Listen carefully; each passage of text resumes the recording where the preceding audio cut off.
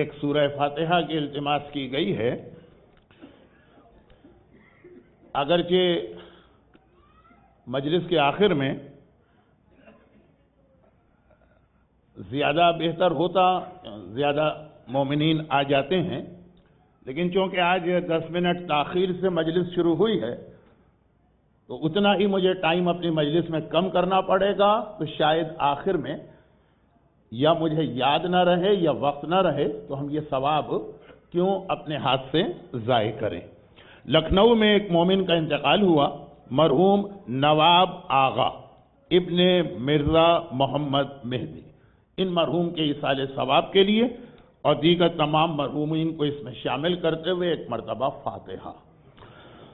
بسم اللہ الرحمن الرحیم، الحمدللہ رب العالمین، الرحمن الرحیم، مالک یوم الدین، ایاک نعبد و ایاک نستعین، اهدنا الصراط المستقیم، صراط الذین انعمت علیہم غیر المغضوب علیہم ولا الضالین۔ لا حول ولا قوة الا باللہ العلی العظیم۔ بسم اللہ الرحمن الرحیم، الحمد للہ الملک الحق المبین، والصلاة والسلام علی سید المرسلین سیدنا و مولانا ابی القاسم محمد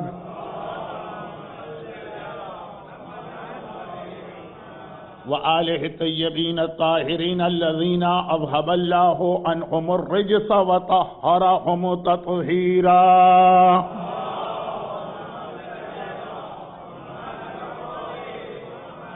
سیما علی الامام المنتظر والحجة الثانی عشر عجل اللہم لہ الفرج ولعنۃ اللہ علی اعدائہم اجمعین۔ اما بعد فقد قال اللہ عز وجل فی کتابہ المبین وفرقانہ المتین وقرآنہ المجید۔ بسم اللہ الرحمن الرحیم، النبی اولی بالمؤمنین من انفسہم واموالہم، وقال وما كان لمؤمن ولا مؤمنة اذا قضى الله ورسوله امرا يكون لهم الخيرة في امرهم ومن يعص الله ورسوله فقد ضل ضلالا مبينا۔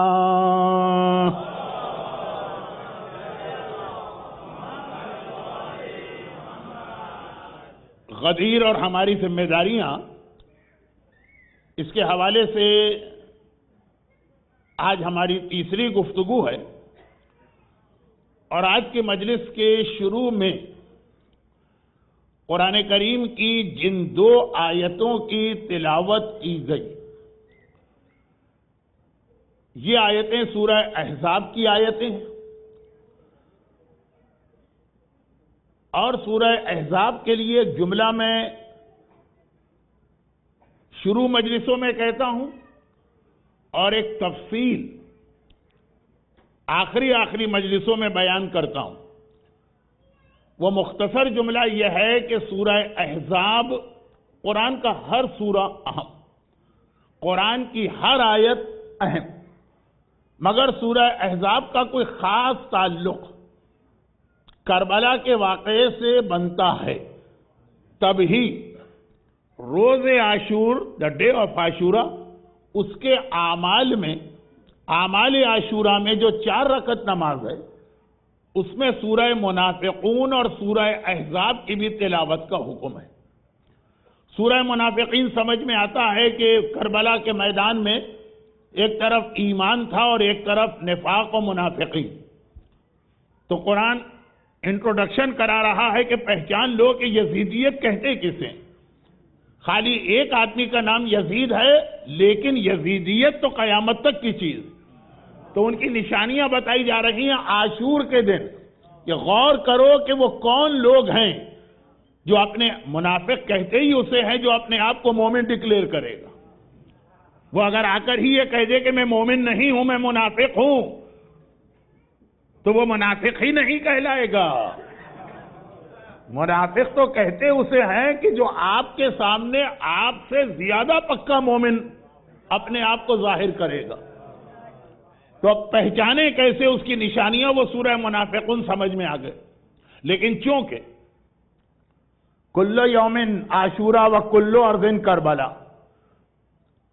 ظہور امام تک، بلکہ یہ کہیے کہ ظہور کے بعد بھی جب تک کہ امام کی حکومت اسٹیبلش نہیں ہو جاتی ہے، یہ منافقون سے اور اپنے زمانے کے یزیدیوں سے ہمیں فیس ٹو فیس کرنا پڑے گا۔ اس لیے سورہ منافقون خاص عاشورے کے دن نہیں رہا، ہر جمعے کے دن، فرائیڈے، ایوری فرائیڈے جمعہ نماز میں ہائیلی ریکمینڈڈ سورہ ہے، سورہ منافقون پڑھا جائے۔ آج جمعے کا دن تھا، آپ نماز جمعہ پڑھ کے آئے ہیں، اس لیے یہ ایک جملہ کہہ رہا ہوں کہ ہر ہفتے، ہر ویک آپ کو دوبارہ یاد دلایا جا رہا ہے کہ پہچانو، اپنے زمانے کے یزیدیوں کو پہچانو، نہیں، یہ نہیں، اپنی کمیونٹی کے درمیان جو یزیدی موجود ہیں ان کو پہچانو، یہ ان کی سائن ہے۔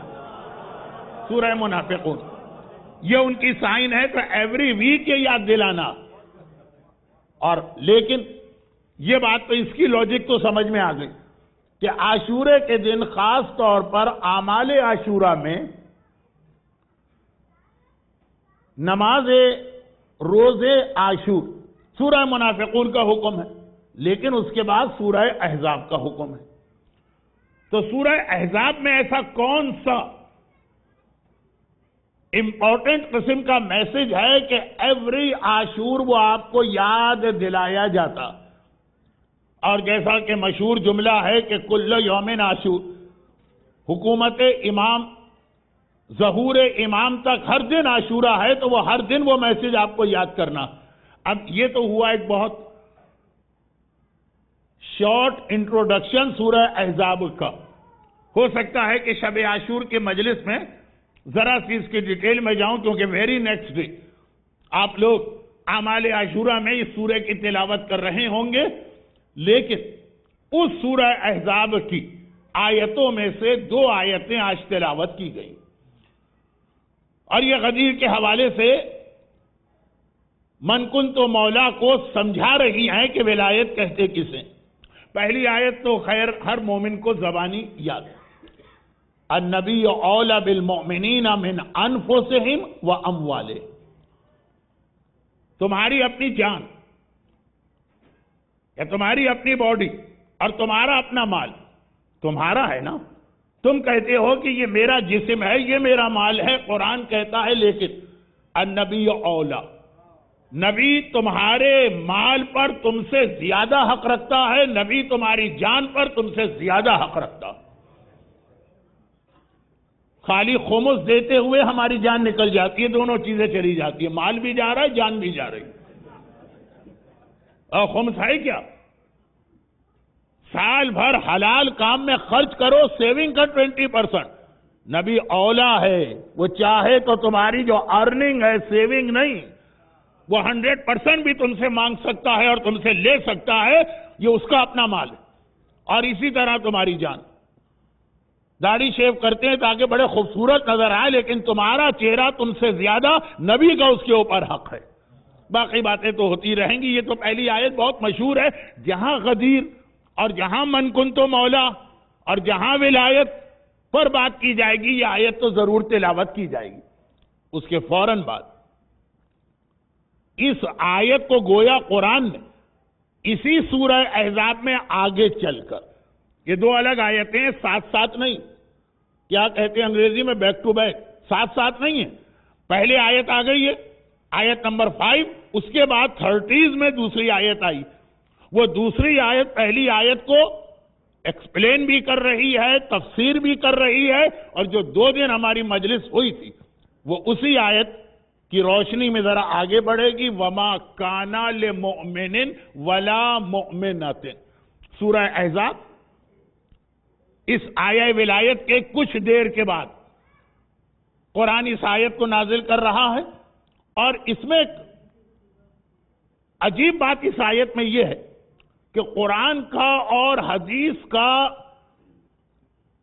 جو ایک اسٹائل ہے وہ یہ ہے کہ حکم سب کے لیے آتا ہے، مرد اور عورت، لیکن عام طور پہ لفظ مرد کے لیے استعمال کیا جاتا ہے۔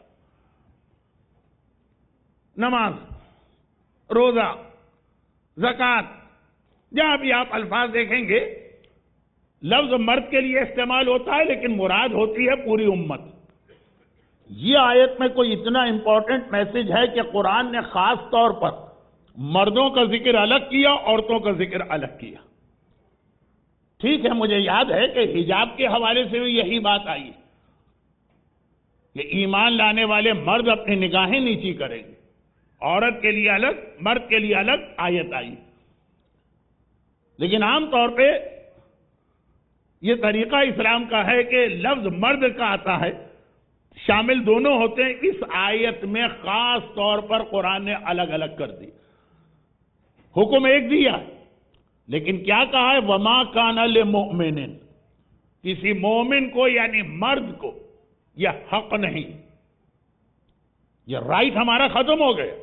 وَلَا مُؤْمِنَةٍ، اور نہ کسی مومنہ کو یہ اختیار، ان یکونا لہم الخیار، بیچ کا ایک ٹکڑا، اذا قضى اللہ ورسولہ امرا، جب اللہ اور اللہ کا رسول کوئی چیز آپ کو بتا دیں، کوئی فیصلہ کر دیں، کوئی حکم دیں. اب نہ مومن مرد کو یہ حق ہے، نہ مومنہ عورت کو یہ حق ہے کہ ان یکونا لہم الخیارہ، وہ یہ کہے، خیارہ یعنی اختیار، چوائس، آپشن، مرضی، وہ یہ کہے کہ ہاں حکم آ گیا ہے لیکن میں غور کروں گا، اس پہ عمل کروں کہ نہ کروں. عجیب بات یہ کہ قرآن نے کیا کہا کہ مومن مرد اور عورت کو کوئی حق اور اختیار نہیں ہے فی امرہم، تمہارے اپنے کاموں میں.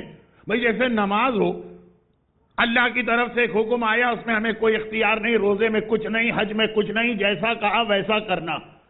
لیکن جو کل رات کی مجلس میں چند جملے آئے تھے، آج آیت کے ذریعے سے اس کو آگے بڑھا رہا ہوں.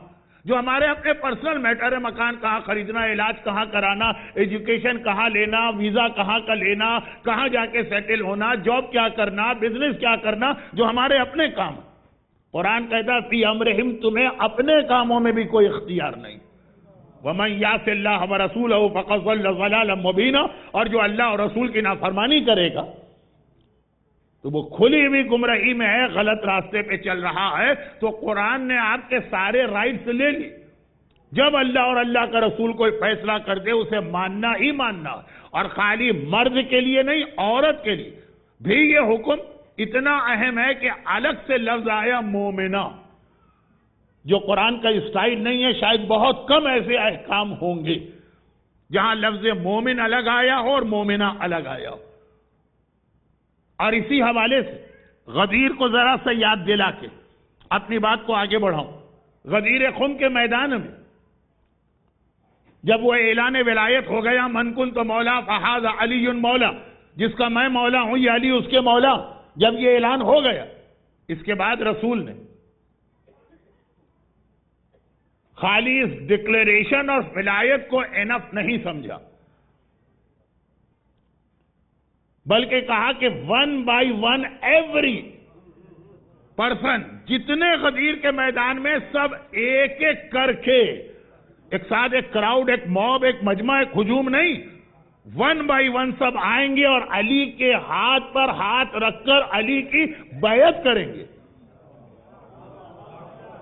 کیونکہ بہت سارا اگر مجمع ہو، لوگ چلے جا رہے ہیں، دوڑے دوڑے جا رہے ہیں کوئی چیز کرنے یا دیکھنے، تو ایسے لوگ بھی ہوں گے جو کہیں گے ہم کو پتہ ہی نہیں کیا ہو رہا تھا، سب جا رہے تھے ہم بھی چلے گئے. اور جو پیغمبر نے اسپیچ کی تھی من کنت مولا فہذا علی مولا، بہت بڑا کراؤڈ تھا، 120,000، 1,20,000 کا مجمع بتایا جاتا ہے، یا خالی 20,000 جو بھی ہو. لیکن جب اسپیچ ہو رہی ہو تو بہت سے لوگ یہ کہہ سکتے ہیں اچھا رسول نے یہ کہا تھا، ہم بہت دور سے آواز نہیں آ رہی تھی. یا یہ کہہ سکتے ہیں کہ بھئی ہم حج سے بہت تھکے ہوئے آ رہے تھے اور وہاں لا کے پیغمبر نے بٹھایا تو ہمیں نیند آ گئی اور آنکھ لگ گئی، پتہ ہی نہیں چلا رسول نے کیا کہا، جب پبلک کھڑی ہوئی تب ہماری آنکھ کھلی.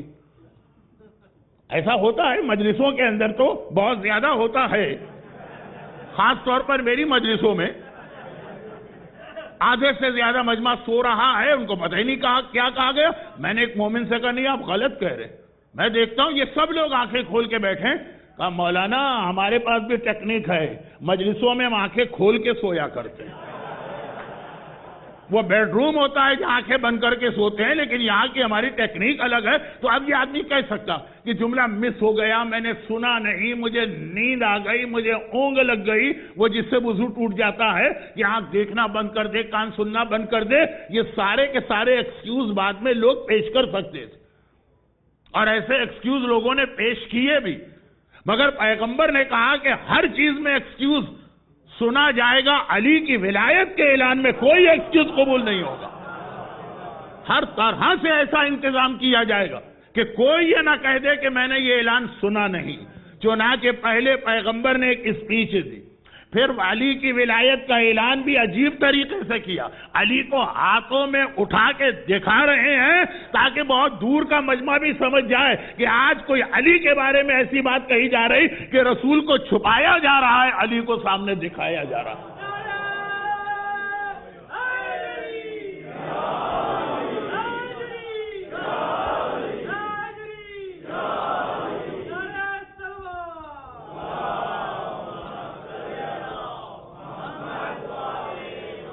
مگر پھر بھی کوئی یہ کہہ سکتا تھا، تو پیغمبر نے ایک ٹینٹ لگوایا، باقی سب لوگ میدان میں بیٹھے ہیں، کیسی گرمی تھی، کیسی دھوپ تھی، یہ آپ علماء سے ابھی سن چکے۔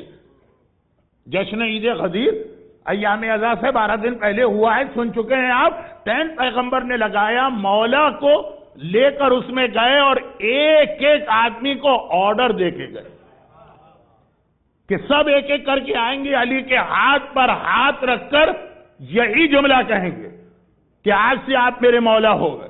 بڑے بڑے صاحبان ایمان تو چھوڑیے، منافقین کو بھی کہنا پڑا، بخن بخن لگا یبن ابی طالب اصبحت مولا یا و مولا کل مؤمن و مومنہ، مبارک ہو ابو طالب کے بیٹے، آج آپ میرے بھی مولا ہو گئے، ہر مومن اور مومنہ کے بھی مولا ہو گئے۔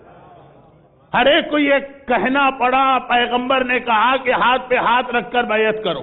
یہاں پہ دو چھوٹی سی باتیں بتا دوں اگرچہ، پہلی بات تو بہت اہم ہے، اس کو ڈیٹیل کے ساتھ لینا چاہیے، اور شاید آئندہ اسپیچز میں اس پر ایک پوری مجلس ہوگی۔ وہ یہ ہے کہ یہ غدیر خم میں علی کی ولایت کا اعلان ہو رہا، علی کی ولایت پر بیعت لی جا رہی، ایک ایک کو اپنی زبان سے کہنا پڑ رہا کہ آج آپ میرے مولا ہو گئے۔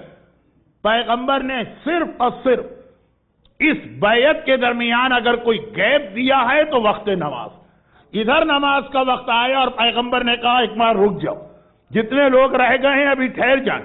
علی کی ولایت کا اعلان ہوا، علی کی بیعت کی جا رہی ہے، لیکن کہا نماز سے ٹکراؤ نہیں ہوگا، پہلے نماز پڑھی جائے گی، اس کے بعد پھر دوبارہ اسی کو کنٹینیو کیا جائے گا۔ تو اتنا اہم ہے یہ واجب فریضہ نماز کہ غدیر کے میدان میں بیعت کے درمیان اور میرے مولا کی ولایت کے درمیان بھی وقت نماز اگر آ گیا تو نماز کو اول وقت میں پڑھا گیا، اس کے بعد اس بیعت کے سلسلے کو کنٹینیو کیا گیا۔ اسلام کے پاس یہ دو بہت اہم چیزیں، ایک غدیر ایک کربلا۔ یہ غدیر میں آپ نے سنا، اب کربلا کی ایک چھوٹی سی روایت سن لیجئے اور پھر میں اپنے آج کے ٹاپک کو کنٹینیو کروں گا۔ یہ خود بہت اہم ٹاپک ہے نماز، مگر آج کے لیے نہیں، اس کا ذکر بعد میں آئے گا۔ کربلا، کل جو آپ نے مصائب سنے تھے اسی مصائب کے کنٹینیوشن 28 رجب کو حسین کا قافلہ مدینے سے نکلا، پھر یہ قافلہ واپس بھی آیا۔ جب 28 رجب کو یہ قافلہ چلا تو کس شان کے ساتھ چلا؟ محملیں ہیں، اماریاں ہیں، پردے ہیں، وارث ہیں، علم ہیں، علم بھی سب گرین کلر کے ہیں، بہت شان سے حسینی قافلہ مدینے سے نکلا۔ لیکن جب یہ قافلہ واپس آیا ہے تب کس طرح سے یہ قافلہ واپس آیا؟ مردوں میں تو خالی ایک مرد واپس آیا، اس لیے مدینے کے سارے لوگ پرسہ دینے کے لیے وہیں جمع ہو گئے۔ لیڈیز میں تو یہ تھا کہ کچھ شہزادی زینب کے پاس گئیں، کچھ ام کلثوم کے پاس، کچھ لیلا کے پاس، کچھ کبرا کے پاس، مرد تو سارے ایک جگہ آ گئے، اور ان میں سے پرسہ ڈیورنگ پرسہ عاشورے کے دن جو آپ دوسری زیارت پڑھتے ہیں وہ زیارت پرسہ کہلاتی ہے، تعزیت والی زیارت۔ ہم اور آپ پرسہ پیش کر رہے ہیں تو اب مدینے کے لوگ وارث کے پاس آ کے پرسہ دے رہے، اس میں ایک آدمی نے ایک سوال کر لیا بہت ہی سمپل سا آدمی لگ رہا ہے کہ امام معصوم سے ایسا سوال کیا، کہا کہ مولا سجاد یہ بتائیے کہ آپ کا جو قافلہ گیا تھا مدینے سے، میں اس دن بھی یہاں تھا، آئی وٹنس ہوں، آج آپ واپس آ رہے ہیں تب بھی میں یہاں ہوں، اور یہ جو مجھے اتنی ایک چینج نظر آ رہی کہ مردوں میں سوائے آپ کے کوئی نہیں، علم بھی دیکھتا ہوں تو پہلے گرین تھے آج بلیک ہیں، اتنا بتائیے کہ جس پرپس کے لیے آپ کا بابا کربلا گیا تھا تو آپ جیت کر آئے، کامیاب ہو کے آئے، اس مقصد کو پورا کر کے آئے، یا یہ کہ گئے بھی، ساری قربانی بھی دی اور پتہ چلا کہ ناکام ہو گئے؟ یہ بدتمیز آدمی جسے اتنا پتہ نہیں کہ امام معصوم سے کس طرح بات کی جاتی ہے، لیکن ہر قسم کے لوگ رسول کے پاس بھی ہوتے تھے اور امام کے سامنے بھی ایک سوال کر دی، اگرچہ ہم اس آدمی کو یوں کنڈیم کر رہے ہیں اس کے اسٹائل پر، لیکن اس نے ایسا سوال کر لیا کہ ہم اس کو پریز بھی کر رہے ہیں کہ تمہارے سوال نے کربلا کا ایک اینگل اور ہم پر واضح کر دیا۔ جب اس نے کہا کہ مولا بھرا ہوا قافلہ لے کے گئے، لٹا ہوا قافلہ لے کے آئے، سارے مرد شہید ہو گئے بجز آپ کے، صرف اتنا بتائیے کہ کامیاب ہوئے کہ ناکام، مقصد پورا کر کے آئے کہ جس مقصد کے لیے گئے تھے قربانی بھی دی اور وہ مقصد بھی پورا نہیں ہوا؟ امام نے کہا کہ میں تیرے سوال کا جواب تو دے دوں گا لیکن ایک کام میرا کر دے، اور وہ یہ ہے کہ یہ ہے میرے جد کی، میرے نانا کی مسجد، 2 رکعت نماز مسجد میں پڑھ کے آ جا۔ وہ آ گئے، مولا آپ میرے سوال کا جواب دیجئے۔ کہا کہ اب تجھے کون سا جواب چاہیے، تجھے جواب مل چکا ہے۔ حیران ہو کر کہتا ہے مولا آپ نے تو کچھ کہا ہی نہیں، بس یہ کہا کہ جاؤ نماز پڑھ کے آؤ، کہا یہی تیرے سوال کا جواب ہے۔ قیامت تک جب تک اس دنیا میں نماز پڑھی جا رہی ہے، یہ نماز میرے بابا کی وکٹری کا اعلان ہے، میرے بابا کی فتح کا اعلان ہے۔ یہ نماز خود ایک پروف ہے کہ حسین کربلا میں جس مقصد کے لیے گئے تھے اس کو پورا کر کے آئے۔ اور اگر کوئی کہہ دے کہ مولانا یہ آپ نے کہاں سے پڑھ دیا، تو کتابیں تو میں کیا دکھاؤں، میں یہ کہوں گا کہ ہر شب جمعہ میں نے آپ سے سنا، اشہد انک قد اقمت الصلاۃ وآتیت الزکاۃ وامرت بالمعروف ونہیت عن المنکر واطعت اللہ ورسولہ حتی اتاک الیقین۔ آپ ایوری مومن، ایوری مومنہ، ایوری شب جمعہ یہ گواہی دیتی ہے کہ مولا حسین میں گواہی دے رہا ہوں کہ کربلا میں جا کے آپ نے اتنی قربانی دے کے نمازوں کو بچا لیا ہے۔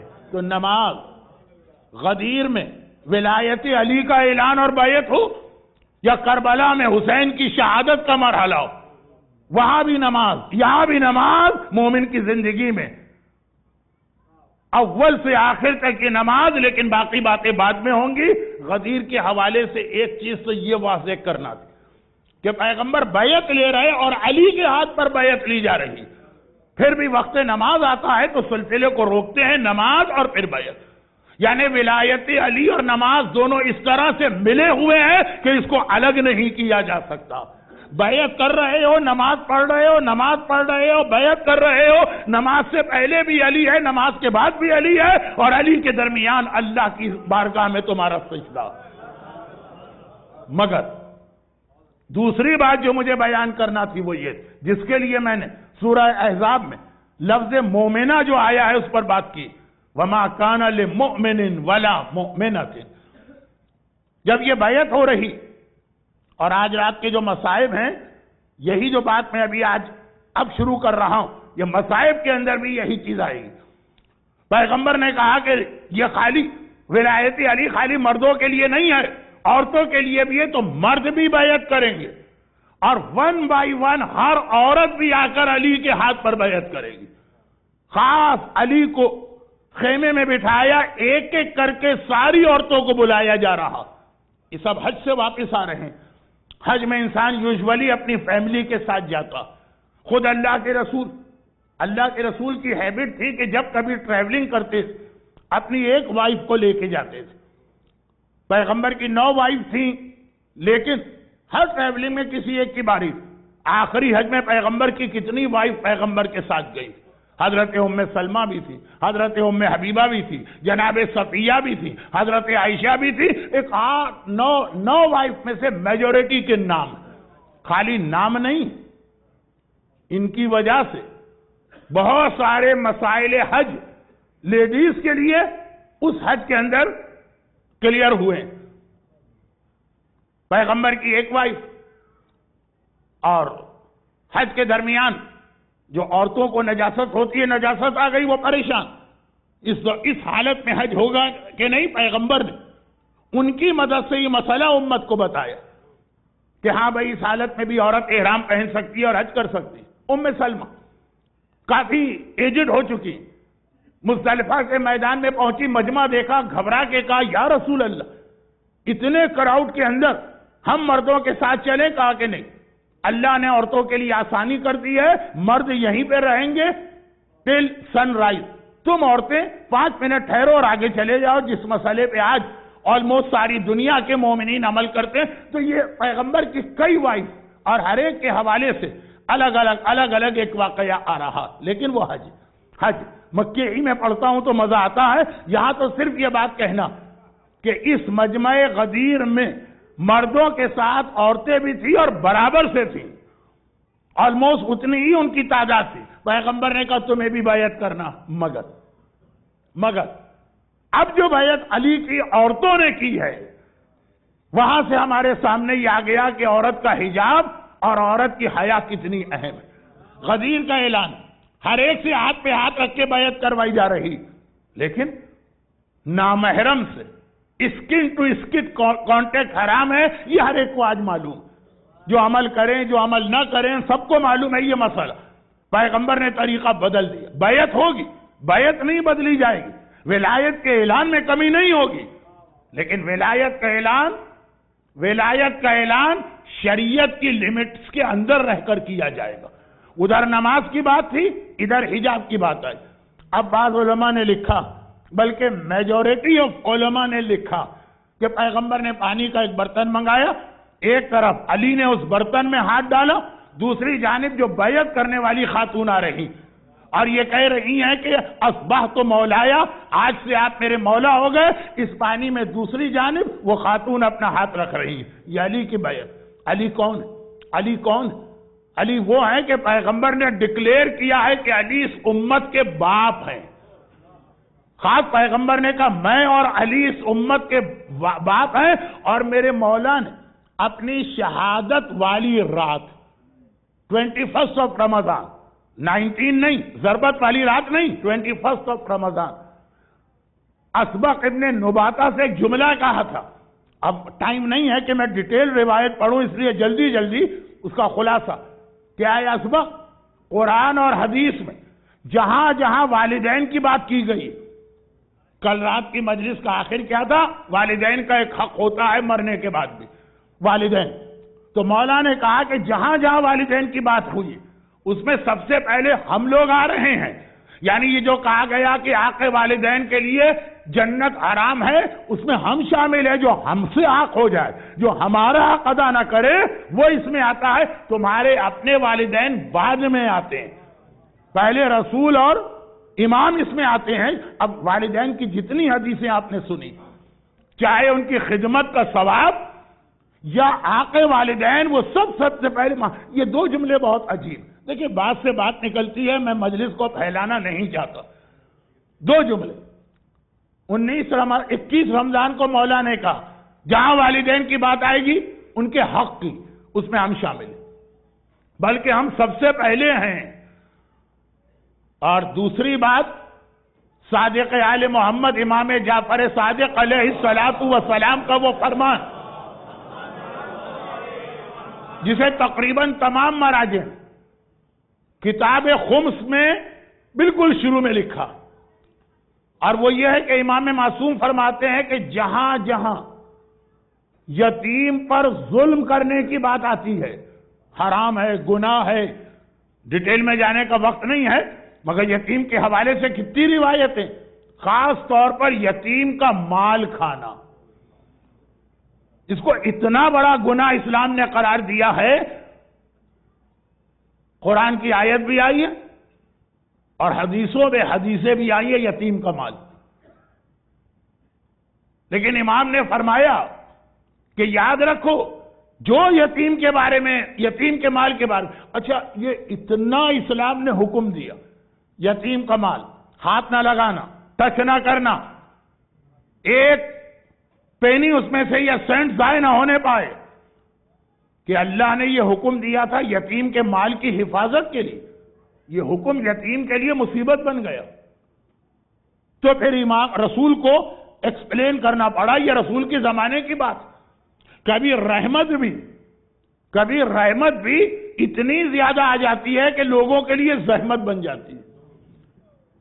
جناب ابراہیم آگ میں پھینکے گئے، بہت گرم آگ ہے، اللہ نے کہا یا نارو کونی بردا، اے آگ ٹھنڈی ہو جا، خدا نے کہہ دیا۔ اب وہ اتنی ٹھنڈی ہوئی کہ آپ کے ڈیپ فریزر کا ٹمپریچر کیا ہوگا، اس سے بھی کم ہونے لگا۔ ابراہیم کی جان خطرے میں پڑ گئی۔ آدمی خالی آگ سے نہیں مرتا ہے، ٹھنڈک سے بھی مرتا ہے، اور خدا کو کہنا پڑا کہ یا نارو کونی بردا، اے آگ ٹھنڈا ہو جائے لیکن بہت زیادہ نہیں، سلامن علی ابراہیم، اتنا ٹمپریچر ہو کہ ابراہیم سلامت رہیں، ٹھنڈا ہوتے ہی ابراہیم کو یہ آگ نہ مار دے۔ یہ رحمت اتنی کہ زحمت ہو گئی۔ زمزم، اسماعیل پیاسے ہیں، پانی نکلا، مگر اتنا کہ اسماعیل کے ڈوبنے کا خطرہ ہو گئے۔ جب پیاس بجھانے کے لیے پانی رحمت بن کے آیا، اسماعیل کی جان خطرے میں، ہاجرہ کو چیخ کے کہنا پڑا پانی سے، زام، ارے رک جا میرے بیٹے کی جان خطرے میں۔ رحمت آ رہی ہے اتنی زیادہ، یتیم اس کا مال ضائع نہ ہو۔ قرآن کی آیت بھی آ گئی، اب میرے پاس ٹائم نہیں ہے تو میں آیتوں کی تلاوت نہیں کر رہا ہوں، اور حدیثوں میں بھی بھئی یتیم کا مال 1 سینٹ ادھر سے ادھر ہو گیا، تم اپنے پیٹ میں آگ کھا رہے ہو۔ یہ آیت میں آیا، آیت میں، کہ لوگوں نے مدینے میں یتیم سے ڈیلنگ کرنا ہی بند کر دی۔ یتیم گیا گروسری شاپ پر روٹی چاہیے کہ ہم تمہیں نہیں بیچیں گے، ہو سکتا تھوڑا سا پروفٹ ہم زیادہ لے لے، قیامت میں مارے جا۔ یتیم گیا مکان رینٹ پہ جائیے گا، تمہیں نہیں دیں گے۔ ایسا نہ ہو کہ ذرا سا کرایہ ہم زیادہ لے لیں اور یتیم کا مال کھانے کا جرم نہ بن جائے۔ یتیم گیا ٹیکسی لینے کے لیے، ٹیکسی والے نے کہا تمہیں نہیں دیں گے ٹیکسی، اس لیے کہ ایسا یا رنٹ اے کار، ایسا نہ ہو کہ 1 سینٹ ادھر سے ادھر ہو جائے تو ہم مارے جائیں۔ یتیم بھوکوں مرنے لگے، یتیم مکان نہیں مل رہے ہیں، یتیم ڈریس کلوتھنگ نہیں ہے، تو پھر پیغمبر کو کہنا پڑا کہ بھائی یہ مطلب نہیں ہے اس آیت کا، بالمعروف جتنا عرفی طور پر رائج ہے اتنا کر سکتے ہو۔ کہ یتیم اتنا بڑا گناہ کہ لوگوں نے یتیم کی محبت اور ہمدردی میں اس کے ہاتھ کھانا بیچنا بند کر دیا، کپڑے دینا بند کر دیے، مکان دینا بند کر دیا، گناہ اتنا بڑا بتایا۔ اور معصوم نے کہا جہاں لفظ یتیم آ جائے، نحن اول الیتیم، سب سے پہلے یتیم ہم ہیں، جو ہمارا حق خمس نہیں دیتا ہے۔ یتیموں کے مال کی جتنی آیتیں وہ سب اس کے بارے میں۔ باپ علی، یتیم کے اوپر ظلم کی بات آ جائے، خالی تماچے لگانا ظلم نہیں ہے، خالی کوڑے مارنا ظلم نہیں ہے، ان کا حق دبا کے بیٹھنا بھی ظلم ہے، اور یہ بھی ظلم ہے کہ ان کا حق دے رہے، ان کو نہیں دے رہے، کسی اور کو دے رہے۔ آپ کبھی لون میں یہ کر سکتے ہیں کہ لون آپ نے لیا 1 سال سے، پیمنٹ کا وقت آیا، آپ نے کہا ان کو نہیں دیں گے، اپنی مرضی سے ہم جہاں دل چاہے خرچ کر دیں گے، اللہ سے کہیں گے یا خدا اس کا ثواب ان کو دلوا دے۔ اسے ثواب نہیں چاہیے، اسے اپنے پیسے چاہیے جو آپ نے اس سے لیے۔ خیر یہ بات ذرا تفصیل سے ایک دن بعد ہوگی، کیونکہ آج کی مجلس جب ختم ہوگی تو ہم ایک ایسے اسٹیج پر آ جائیں گے جہاں یہ ساری چیزیں خود آپ بھی کہیں گے کہ اب ٹاپک بن گیا، اس کی ڈیٹیل میں جائیے۔ لیکن بات یہ ہو رہی تھی کہ علی اس امت کے ڈکلیئرڈ باپ ہیں، جسے رسول نے کہا میں اور علی اس امت کا باپ، مگر باپ ہیں، مسئلہ حجاب، محرم و نامحرم وہ اپنی جگہ پر ہے۔ علی کے ہاتھ پر ہاتھ رکھ کر یہ عورت بیعت نہیں کر سکتی ہے۔ علی اس کے باپ بھی ہیں، علی اس کے امام بھی ہیں، علی اس کے مولا بھی ہیں، لیکن شریعت اپنی جگہ، جو حکم خدا ہے ظاہری اعتبار سے جائز نہیں ہے۔ اتنی احتیاط علی کے بارے میں کرائی جا رہی ہے۔ یہاں ہمارے یہاں ہر عورت کو بہن بنایا، ہر مرد کو بھائی بنایا، بہن بھائی بن گئے، اب ہنسی مذاق ٹھٹے امام باڑے میں پھر بھی ذرا مینٹین کرتے ہیں لوگ رسپیکٹ امام باڑے کی. برتھ ڈے میں دیکھیے، شادیوں میں دیکھیے، گھروں کی تقریبات میں دیکھیے، بھئی وہ تو ہمارا بھائی، وہ تو ہمارا باپ، وہ تو ہماری بہن جیسی، ارے وہ تو ہماری ماں جیسی. کراچی کے مومنین سے پوچھئے کتنی مشکل سے یہ رسم ختم کرائی تھی کہ عید کے دن جائیں گے ایک دوسرے سے ملنے بزرگوں سے، یا ہاتھ ملانا ہے یا ان کا ہاتھ اپنے سر پہ رکھوانا. وہ چاچی ہیں ہماری. ارے تمہاری چاچی ہو کہ تمہارے باپ کی چاچی ہو، چاچی نامحرم ہوتی ہے، وہ اپنا ہاتھ تمہارے سر پہ نہیں رکھ سکتی. ارے وہ تو ماں سے زیادہ اور دادی سے زیادہ اور نانی سے زیادہ ایج میں. حکم خدا ایج کی وجہ سے یہاں نہیں بدلا ہے. شادی بیاہ کے موقع پر شادی تمہاری اس لڑکی سے ہو رہی ہے، اس کی ساری بہنوں سے ہاتھ ملانا، یہ ایک رسم تھی کراچی میں، اور ابھی بھی ہے. جب رسول اور اللہ کی بات لوگوں نے نہیں مانی تو میں کیا حیثیت رکھتا ہوں. لیکن یہ کہ بہت سے لوگ اب اس پہ عمل کرنا چھوڑ چکے ہیں. کتنا مسئلہ ہو گیا سمجھانا کہ مولانا یہ اس میں کیا حرج ہے، کوئی بری نیت نہیں ہے، کوئی بری خرابی نہیں ہے. نعوذ باللہ، اعلان غدیر میں کیا بری نیت اور کیا بری خرابی تھی. ایک طرف مومنہ ہے، ایک طرف کائنات کا مولا علی ہے، ہر ایک کی چادر کا محافظ، ہر ایک کے حجاب کا محافظ، ہر ایک کی حیا کا محافظ. علی سے زیادہ پاک و پاکیزہ انسان کسی نے نہیں دیکھا. میں کہوں تب بھی کوئی حیثیت نہیں ہے. اللہ کہہ دے کہ انما یرید اللہ لیذھب عنکم الرجس وطہرکم تطہیرا.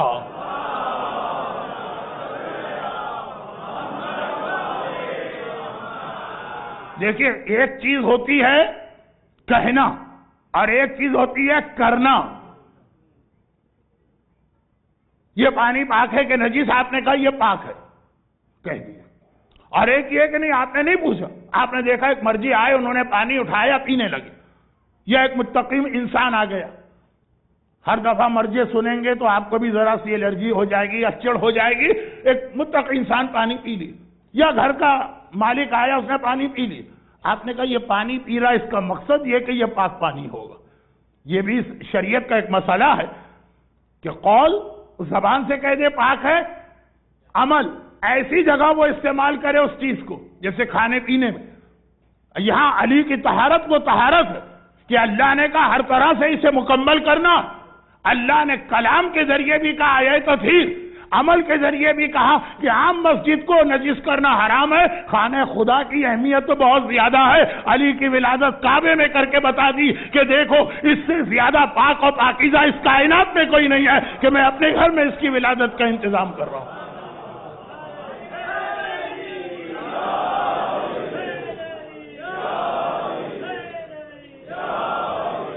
اب کوئی کہہ سکتا ہے کہ نہیں مولانا یہ مثال ٹھیک نہیں، کعبے میں تو 360 بت بھی لے جا کے رکھ دیے گئے، تو کیا وہ سب بھی پاک ہو گئے؟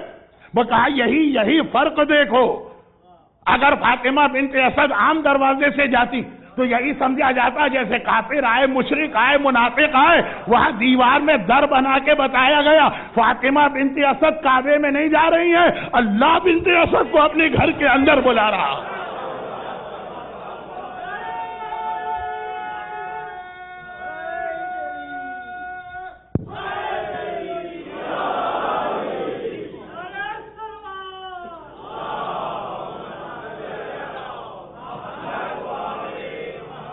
لفظ طہارت چھوٹا پڑ جاتا ہے جب علی کی پاکیزگی کی بات کی جاتی ہے.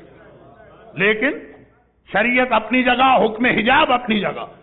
خبردار، غدیر جیسی بیعت، ولایت جیسے اعلان میں بھی جو ایک ظاہری شریعت کا حکم ہے، ہاتھ سے ہاتھ نہیں ٹکرائے گا. اس پانی کے برتن کے ایک سائڈ پہ علی کا ہاتھ ہے، دوسری سائڈ پر اس مومنہ کا ہاتھ ہے جو اصبح کو مولایا کا اقرار کر رہی. تو یہ غدیر کے حوالے سے آج جو دو بہت اہم پیغام تھے، ایک تو پھر بھی حق ادا نہیں ہوا، یعنی بہت مختصر بات رہی، لیکن ولایت کے اعلان کے درمیان نماز، اور دوسرا یہ ہے کہ ولایت کے اعلان اور عورت کا حجاب اور عورت کا نامحرم سے، اور اسی طرح مرد کے لیے مسئلہ. مگر یہ ساری باتیں ہم بھول کیوں جاتے ہیں؟ اس کا ایک ریزن ہے، اور وہاں تک جانے کے لیے، اور جیسا میں نے کہا آج کے مصائب کے لیے بھی ایک تھوڑی سی تمہید سنیے گا، اور وہ یہ کہ یہی علی، اس کی بیٹی شریکت الحسین، جو 2 راتوں سے مسلسل میں عرض کر رہا ہوں، آقا حسین کے جہاد میں برابر سے شریکت الحسین. پیغمبر کی ایک بہت عجیب حدیث ہے. ہمارے یہاں شہزادی زینب کا ایک ٹائٹل استعمال ہوتا ہے ثانیہ زہرا، سیکنڈ زہرا، یہاں ہم استعمال کرتے ہیں. یہ ٹائٹل ہم نے بنایا، حدیثوں کے اندر یہ لفظ اس طرح نہیں آیا، حدیثوں میں ایک اور لفظ آیا. اچھا، بالکل صحیح ٹائٹل. اگر آپ سیرت کو دیکھیں، زندگی کو دیکھیں، تو واقعاً زینب کبریٰ ثانیہ زہرا ہی ہیں، مگر اللہ کے رسول نے شہزادی زینب کی ولادت کے موقع پر جو ٹائٹل استعمال کیا، اسے سمجھنا بہت ضروری ہے. اور پھر جہاں تک میں آج آپ کو لے جانا چاہتا ہوں، پیغمبر جب شہزادی زینب کی ولادت کے فوراً بعد ان کو لے کے مسجد میں آئے. پیغمبر اس وقت مدینے میں تھے یا سفر پہ گئے تھے، 3 دن بعد آئے، یہ ساری بحث چھوڑ دیجیے. جب بھی پیغمبر بیٹی کے حجرے میں گئے زینب کی ولادت کے بعد، چاہے اسی دن چاہے چوتھے دن، گود میں لے کے مسجد میں آئے اور ایک جملہ کہا، ہاذہ مثیل و خدیجہ، میری یہ بیٹی مثل خدیجہ. ثانیہ زہرا کو پیغمبر ثانیہ خدیجہ کہہ رہے. میری یہ بیٹی خدیجہ طاہرہ کی مانند ہے. اچھا، اب اس سے عام طور پہ ذہن میں ایک بات آتی ہے، وہ بھی ٹھیک ہے. بتا رہے ہیں کہ خدیجہ کون؟ وازواجہم امہاتہم، قرآن کی آیت، النبی اولی بالمؤمنین من انفسہم واموالہم وازواجہم امہاتہم. نبی تمہارے جان اور مال پر تم سے زیادہ حق رکھتا ہے، اور اس کی بیویاں تمہاری مائیں ہیں. کہ یہ ثانیہ خدیجہ تمہاری ماں ہے، اس کو بھی وہی ریسپیکٹ جو ماں کو دیتے ہو. کون بیٹا ہے جو ماں کے سر سے چادر چھین کے اتارے گا؟ کون بیٹا ہے جو ماں کے بازوؤں میں رسی باندھے گا؟ کون بیٹا ہے جو ماں کے بدن پہ کوڑے برسائے گا؟ پیغمبر یہ لقب دے کے ایک طرح سے سمجھا رہے ہیں کہ زینب کے سٹیٹس کو سمجھو.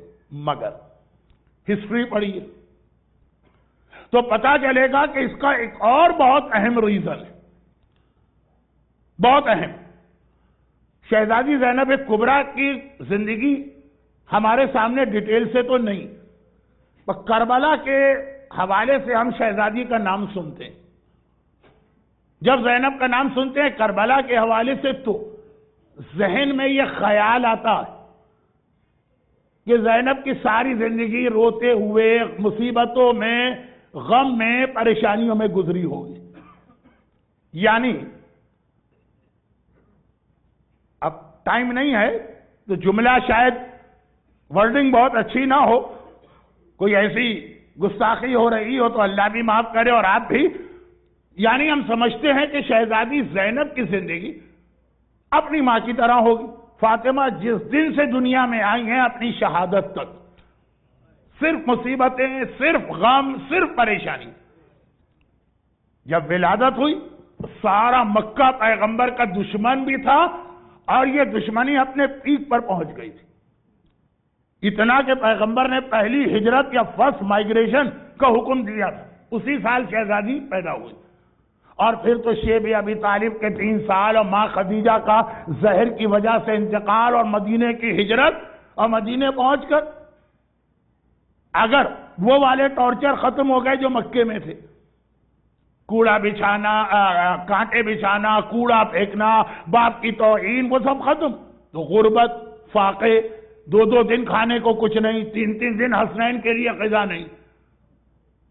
یہ اسی طرح شہزادی کی زندگی کے 18 سال گزرے، چاہے مکے میں ہو چاہے مدینے میں، چاہے بابا زندہ ہو تب چاہے بابا کے بعد. بابا کے بعد تو صبت علیہ مصائب لو انہا کی منزل آ گئی. شہزادی کی پوری 18 سال کی زندگی باپ کے گھر میں ہو تب بھی، شوہر کے گھر میں ہو تب بھی. ٹھیک، ایک رول ماڈل ہے فاطمہ دنیا بھر کی عورتوں کے لیے. میں پورا ایک تقریباً اشرا پڑھ کے اسی امام باڑے کے اسی ممبر سے جا چکا ہوں. مگر زینب ایسی نہیں تھی. زینب کی زندگی اپنی ماں کی طرح سے، سیرت کی بات نہیں ہو رہی ہے. سیرت تو زینب کی وہی ہے جو ماں کی. واقعات، جو زندگی میں حالات، جو ایونٹس پیش آتے، وہ زینب کے فاطمہ جیسے نہیں ہیں، اپنی نانی خدیجہ جیسے. خدیجہ کون تھی؟ خدیجہ وہ تھی کہ ایک وقت میں اتنی راحت، اتنا آرام، اتنے عیش، اتنی دولت کہ ملکہ عرب کہلاتی ہیں. عرب کی ملکہ، انڈکلیئرڈ ملکہ. اتنا بڑا ان کا بزنس، اتنے درہم و دینار سونے اور چاندی. خدیجہ کا لباس، وہ ڈیٹیل پڑھ لیجئے. خدیجہ کے گھر کی حالت پڑھ لیجئے. اسلام کے اعلان سے پہلے خدیجہ کی دولت کہنے کی ضرورت نہیں، ہر آدمی جانتا. میں آپ کا ٹائم اس چیز میں نہیں لینا چاہتا جو اچھی طرح آپ کو یاد. پھر کیا ہوا کہ اسلام آیا، خدیجہ نے رسول کا ساتھ دیا، شریکہ رسول بنی، تو پھر مصائب کا زمانہ آیا. زندگی کا زیادہ حصہ ایکول بھی نہیں کہ آدھی زندگی راحت میں اور آدھی زندگی پریشانی میں. زندگی کا زیادہ حصہ راحت، آرام، عیش، چین، سکون، دولت، سونا، چاندی، درہم، دینار، اس کے بیچ میں گزارے. اور آخر کے کچھ سال غربت، فاقے. شیب ابی طالب میں فاقے ہوتے تھے کئی کئی دن، اس میں گزارے. زینب ایسی، زینب اپنی ماں کی طرح نہیں کہ ساری زندگی غربت اور پریشانی میں گزاری. نعوذ باللہ، میں شہزادی کونین کی توہین نہیں کر رہا ہوں، شاید الفاظ میں اچھے نہیں استعمال کر پا رہا ہوں. فاطمہ کی ساری زندگی امتحان. خدیجہ طاہرہ کے یہاں شروع میں کتنی راحت. زینب کبریٰ کی زندگی کیسی تھی؟ کبھی غور کیا ہے آپ نے؟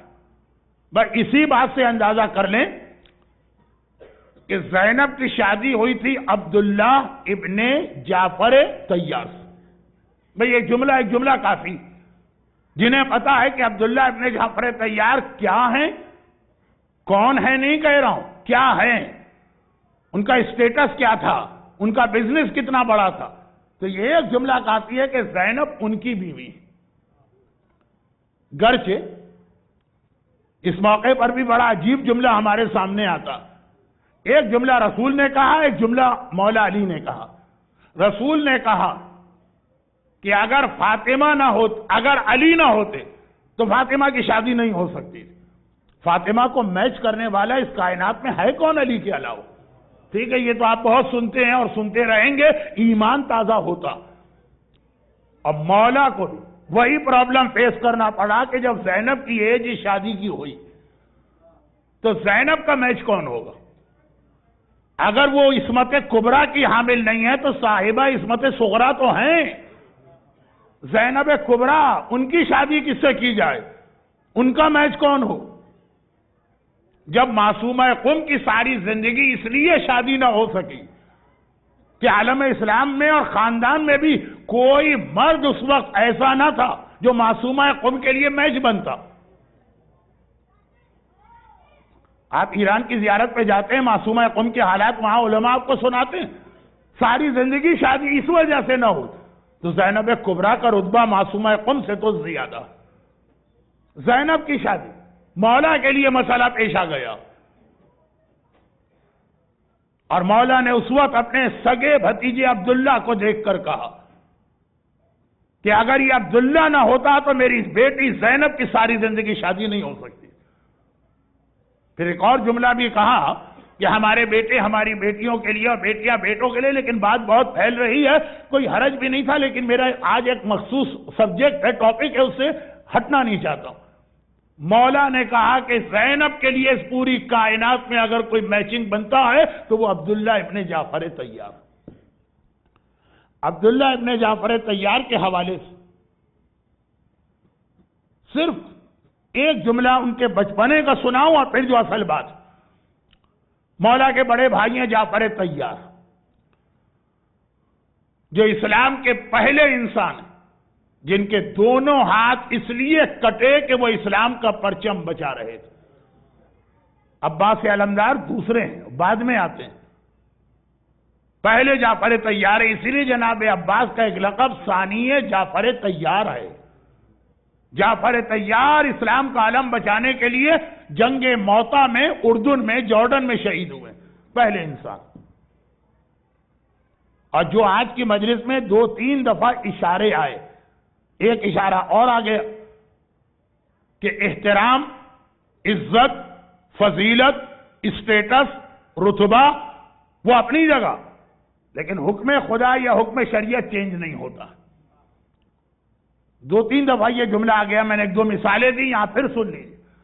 جعفر طیار نہ صرف یہ کہ پیغمبر کے فرسٹ کزن ہیں، ابو طالب کے تیسرے بیٹے، بلکہ پیغمبر کو ان پہ اتنا ٹرسٹ تھا کہ اپنا وکیل یا اپنا نائب بنا کر انہیں حبشہ بھیجا.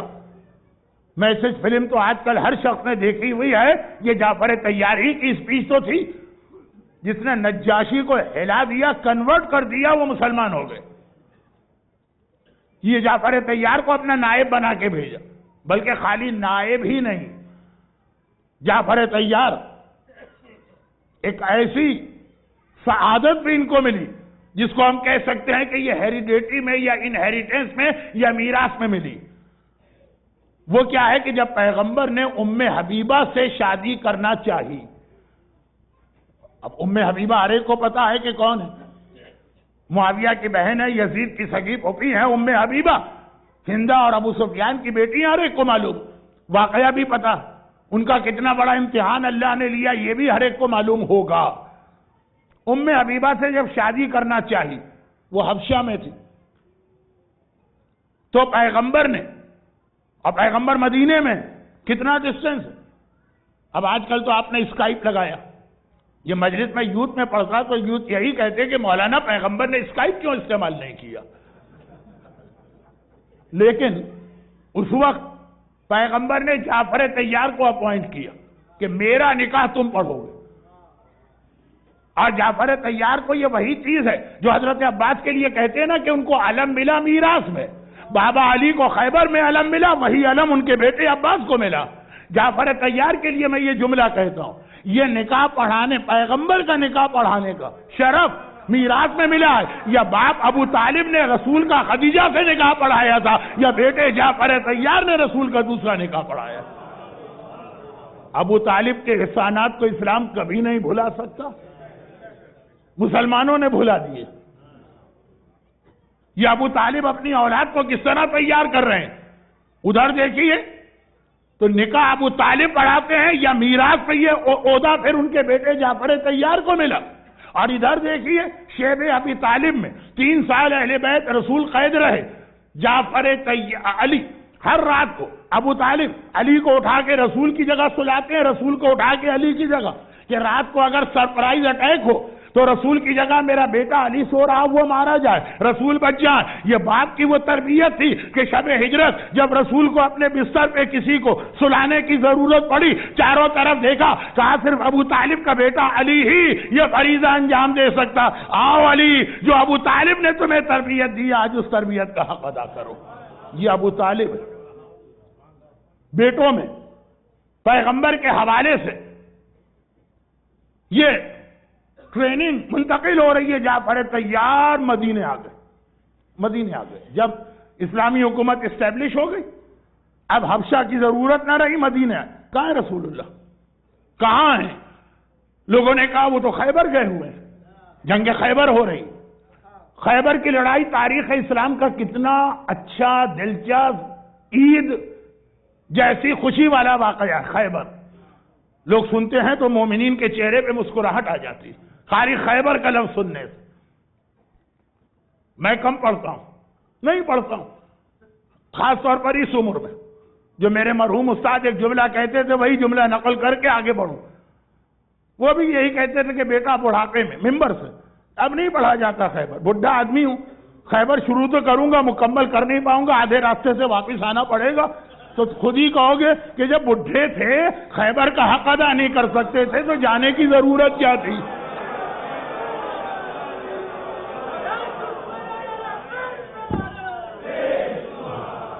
تو میں بھی بہرحال بڑھاپے کی منزل بیچ میں واپس آ جاؤں، وہ ذلت اور رسوائی مجھے تو قبول نہیں ہے، جن کو قبول تھی وہ تو تھی قبول۔ خیر، خلاصہ یہ ہے کہ جعفر طیار خیبر پہنچے۔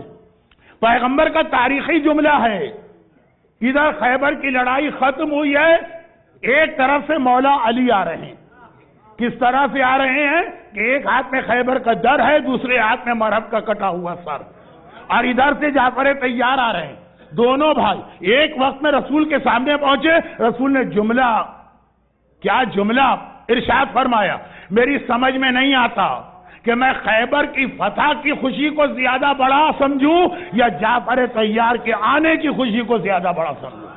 پورا خیبر کا جہاد اور خالی قدوم جعفر طیار کا آ جانا، مگر شریعت حکم خدا اہل بیت کو اس کی ضرورت بھی نہیں ہے، لیکن ہمیں سمجھانے کے لیے خیبر کا مال غنیمت اب آ گئے، جب مولا آ گئے کٹا ہوا سر لے کے مرہب کا، اب مال غنیمت، کتنا مال غنیمت ہے آپ کو معلوم ہے، بھک منگے، بھکاری، مسکین، فقیر، خیبر کے مال غنیمت سے کتنے پیسے والے، کتنے غنی، کتنے بڑے بڑے سرمایہ دار بن گئے، خیبر کا مال غنیمت۔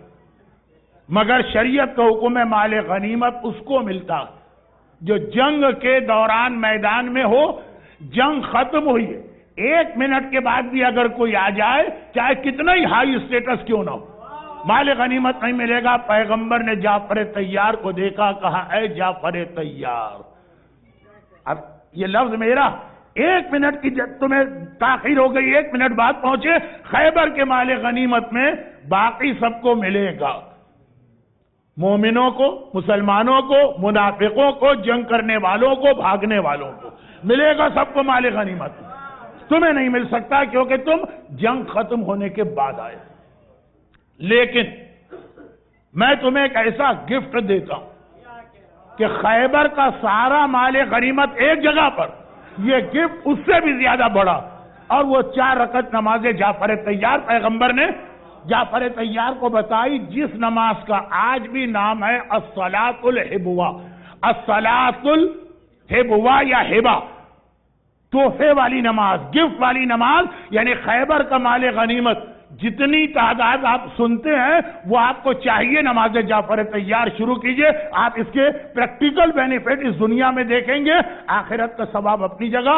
یہ جعفر طیار کو نماز ملی، اور اسی سال جعفر طیار کی شہادت ہو گئی، بلکہ چند مہینوں کے بعد، سال بھی نہیں، جب جناب جعفر طیار کی شہادت ہوئی، بہت دور مدینے سے جارڈن، جعفر طیار کے گھر میں اس دن فاقہ تھا، جو اہل بیت کے گھرانے کا طریقہ ہے، مفلس کو غنی کر دیتے ہیں لیکن خود کائنات کے مولا ہونے کے باوجود فاقے کرتے ہیں۔ تو پیغمبر نے ایک تو وہ طریقہ کہ شہزادی سے کہا کہ کھانا لے کے جاؤ، 3 دن تم اپنے گھر سے کھانا جعفر طیار کے گھر میں لے جانا، جس گھر میں میت ہو جائے اس گھر میں چولہا جلانا جاہلیت کا عمل ہے، وہ تو ایک الگ بات ہے۔ پھر پرسہ دینے کے لیے گئے، جعفر طیار کی بیوہ اسما بنت امیس، پرسہ دیا، پرسہ دے کے باہر آئے، گھر کے اندر ہی روم سے باہر نکلے، باہر جو لاؤنج تھا وہاں پہ جعفر طیار کا بڑا بیٹا عبداللہ بیٹھا ہوا کھیل رہا۔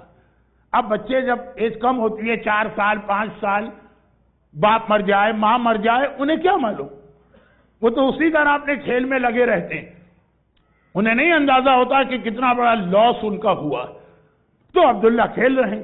پرانے زمانے میں کھلونے کیا ہوتے تھے؟ مٹی کے بنے ہوئے گھوڑے یا مختلف چیزیں، یہی اس زمانے کے ٹوائز تھے۔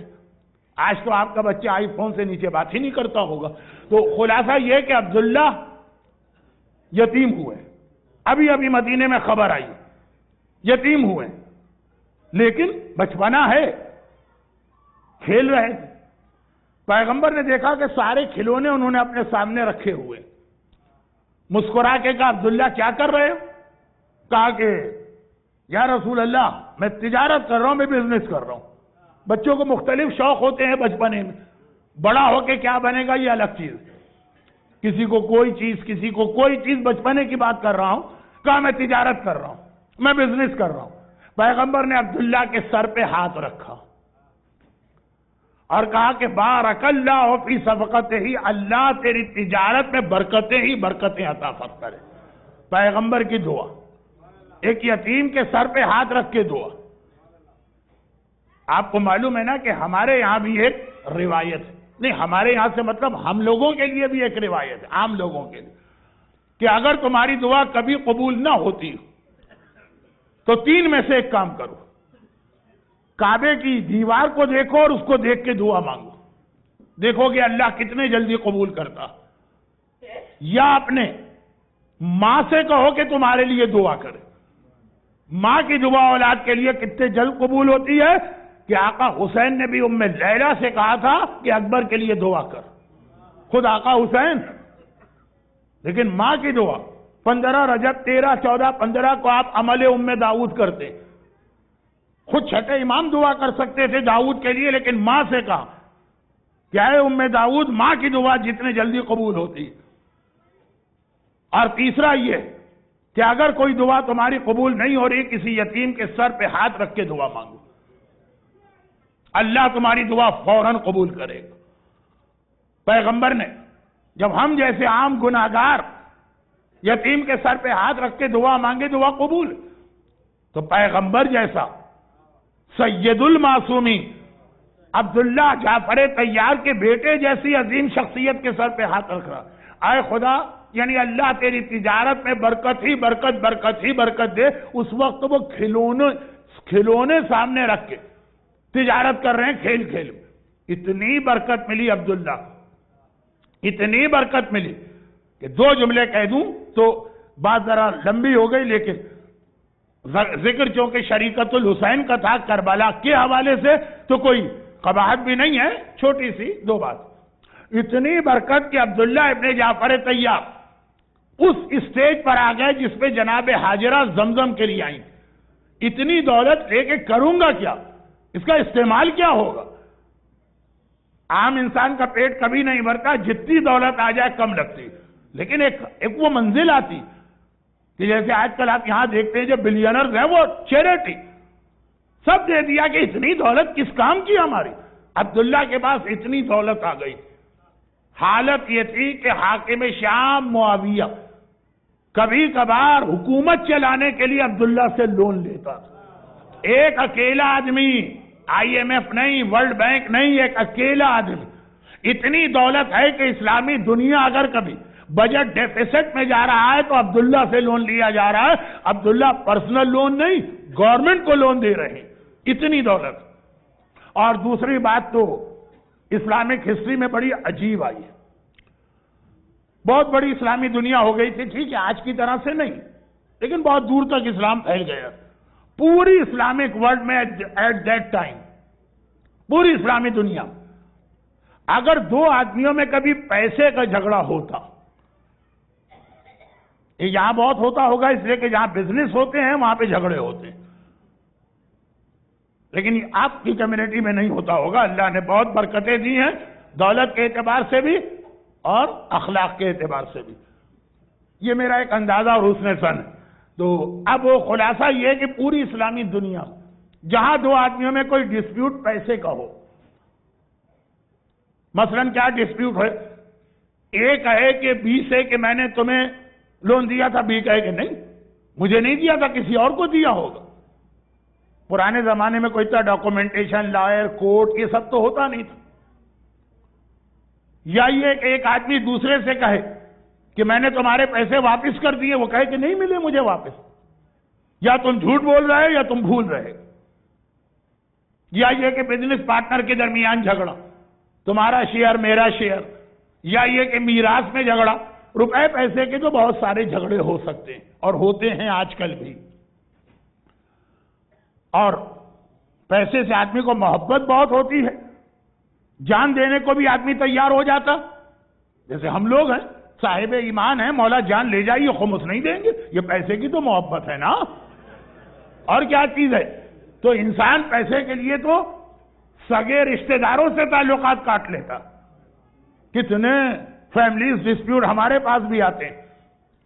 مگر پوری اسلامی دنیا کے اندر یہ ایک ان ریٹن قسم کا لا بن گیا کہ اگر جھگڑا ہو اور دونوں میں سے کوئی پارٹی ایک جملہ کہہ دے، اسی وقت ڈسپیوٹ ختم، گلے ملے، مسکرائے، چلے گئے. چاہے $100 کی بات ہو، چاہے $1 ملین کی بات ہو. بعض لوگ ایسے ہوتے ہیں کہ کم اماؤنٹ ہو تو بڑے ایماندار بن جاتے ہیں.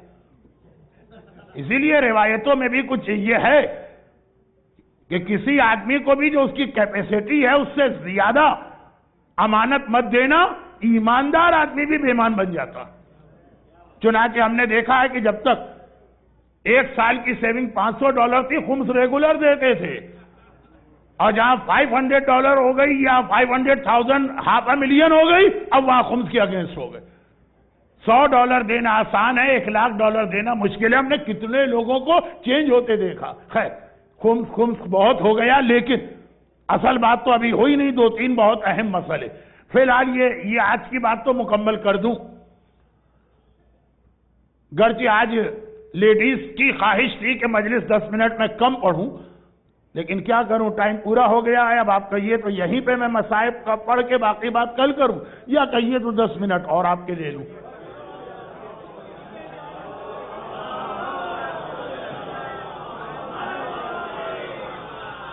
بہرحال لیڈیز کو زحمت ہو رہی ہوگی، لیکن اب مردوں کے لیے اعلان ہے کہ آپ 10 منٹ اور بیٹھیے. خواتین اب چاہیں تو جا سکتی ہیں، لیکن بات یہ ہو رہی ہے ایک جملہ $100 کا جھگڑا ہو تب بھی ایک جملہ کہہ دو، ختم. اور $500,000 ملین 2 ملین وہ جھگڑا ہو رہا اور ایک جملہ کہہ دو. کیا جملہ؟ جھگڑا ہو رہا ہے. وہ کہتا ہے میں نے پیسے دے دیے، وہ کہتا ہے مجھے نہیں ملے.